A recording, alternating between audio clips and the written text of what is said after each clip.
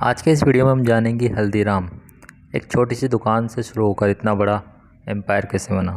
तो बात है 1937 की, जब मारवाड़ी परिवार से आने वाले भिखाराम अग्रवाल, जो कि बीकानेर से बिलोंग करते थे, ने एक छोटी चाय नाश्ते की दुकान खोली।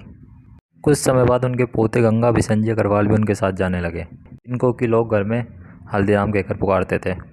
इनकी बचपन से इच्छा थी कि एक बिजनेस करें, इसलिए वो दुकान जाया करते थे, लेकिन इनका दुकान में मन बिल्कुल नहीं लगता था।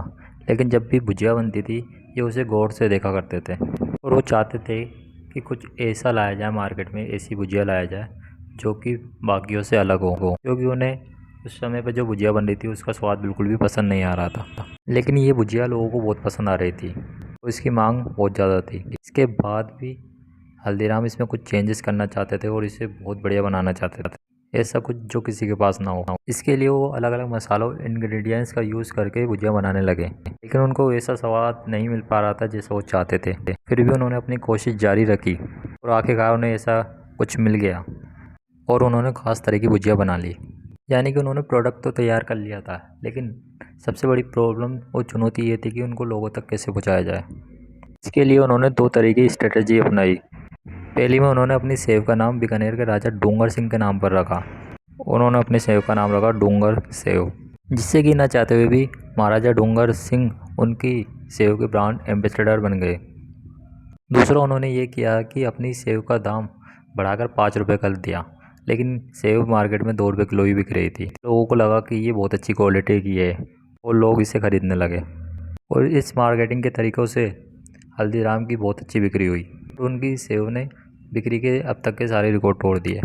इसके बाद हल्दीराम धीरे धीरे कंपनी ग्रो होने लगी और लोगों में इसकी पॉपुलैरिटी बढ़ने लगी। लेकिन इस कंपनी में एक नया मोड़ जब आता है, जब अग्रवाल फैमिली 3 हिस्सों में बढ़ जाती है और 1960 में कंपनी की कमान शिव किशन अग्रवाल के हाथ में आ गई, जो कि हल्दीराम के पोते थे। और इसी समय हल्दीराम के बेटे रामेश्वर लाल अग्रवाल पिता से अलग हो गए और उन्होंने हल्दीराम एंड सन्स नाम से कोलकाता में एक अलग दुकान खोली। लेकिन यहाँ पहले से ही हल्दीराम की हल्दीराम भुजिया वाला दुकान थी। बस शिव किशन अग्रवाल ने नागपुर में एक भुजिया की ब्रांच खोली। यहाँ पर उनकी दुकान इतनी सफल नहीं हुई जितनी कि बीकानेर और कोलकाता में हुई थी। लेकिन इसके बाद भी शिव किशन अग्रवाल ने हार नहीं मानी और उन्होंने मार्केट रिसर्च करवाई। इसमें ये सामने आया कि नागपुर में लोग अलग अलग मिठाइयों को नहीं जानते और वो कुछ नए स्नैक्स चाहते हैं। मतलब कि यहाँ ऑप्शन था और वहाँ के लोग ज़्यादा मिठाइयों को और स्नैक्स को नहीं जानते थे, इसलिए उन्होंने सोचा कि यहाँ पर नए स्नैक्स और मिठाइयाँ लॉन्च कर सकते हैं। उन्होंने नई नई मिठाइयाँ लॉन्च की। इसके लिए उन्होंने सबसे पहले अपनी फेवरेट मिठाई काजू कतली, जो कि वहाँ के लोगों के लिए बिल्कुल नई मिठाई थी, वो लॉन्च की और उसका स्वाद लोगों को बताने के लिए उन्होंने पहले इसको फ्री में बांटा। लोगों को बहुत पसंद आई, उनकी मार्केट स्ट्रेटेजी रंग लाई गई और धीरे धीरे काजू कतली पूरे नागपुर में फेमस हो गई। फिर में ये भी पता चला कि नागपुर के लोगों को साउथ इंडियन इडली डोसा बहुत पसंद है। इसके लिए उन्होंने साउथ इंडियन रेस्टोरेंट खोला। इसके बाद हल्दीराम के पोते मनोहर लाल अग्रवाल ने इस हल्दीराम को देश के कोने कोने तक पहुंचाया। बात है 1973 की, जब उन्होंने फैमिली बिजनेस ज्वाइन की। उस टाइम तक हल्दीराम की सिर्फ 3 दुकान थी।